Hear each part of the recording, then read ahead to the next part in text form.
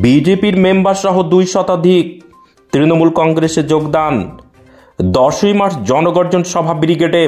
তার আগেই শিক্ষামন্ত্রীর হাত ধরে বিরোধী দল থেকে 200 জনের তৃণমূল কংগ্রেসে যোগদান।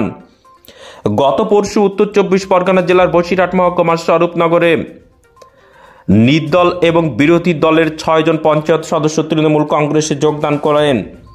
আজ উত্তর 24 পরগনার বসিরহাট মহকুমার মিনাকাবলাক 2 নম্বর চৈতল ব্রিজ জনগর্জন সভার প্রস্তুতিতে এসে যোগদান করলেন বিজেপি মেম্বার সহ 2 শতাধিক। 10ই মার্চ ব্রিগেড চলো কর্মসূচির প্রস্তুতি সভা। শিক্ষামন্ত্রী ব্রাত্য বসু, 2 নম্বর মিনাখা ব্লকের তৃণমূল কংগ্রেস নেতৃত্ব তাহাজউদ্দিন মোল্লা, বসিরহাট তৃণমূলের জেলা সভাপতি হাজী নুরুল ইসলাম, মিনাখা চেয়ারম্যান জয় মণ্ডল এছাড়াও অনেক নেতৃবৃন্দ এই কর্মসূচিতে উপস্থিত ছিলেন।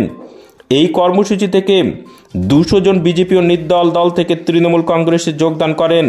তাদের হাতে দলীয় পতাকা তুলে দেন শিক্ষামন্ত্রী ব্রাত্য বসু সহ তৃণমূল কংগ্রেসের অন্যান্য নেতৃবৃন্দ।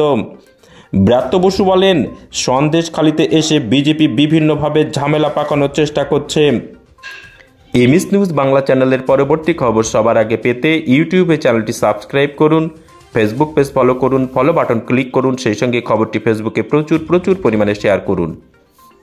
সবথেকে প্রিয় জায়গা হচ্ছে কাছের জায়গা, হৃদয়ের জায়গা মা। এই গ্রাম বাংলা মহিলারা এরা হচ্ছে হৃদয়ের জায়গা। ফলে সন্দেশখালিতে গিয়ে বদনাম রটা প্রচার রটা, ওখানে সিপিএম এর যে মহিলা ব্রিগেড আছে অল্প কিছু বা বিজেপি তাদেরকে ওখানকার মহিলাদের মধ্যে বিক্ষোভ তৈরি করা। মানুষ অত বোকা নয়, মানুষ বুঝে।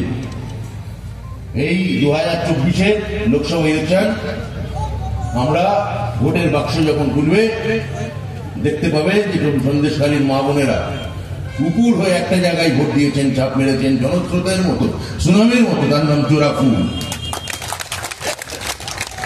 আমি চাইব বসিরহাট সিসিতে যিনি সাংসদ হবেন তিনি এই যাবতীয় যে গন্ডগোল সেগুলো সমাধান করবেন, প্রশাসনের সাহায্য নেবেন। আর মিনাখায় যেভাবে আমরা 3 বারের এমএলএ পেয়েছি, যেভাবে এখানে শর্ট নোটিসে ব্রিগেডের জন্য আমাদের সভা করতে পারলাম, আমি চাই যারা তৃণমূল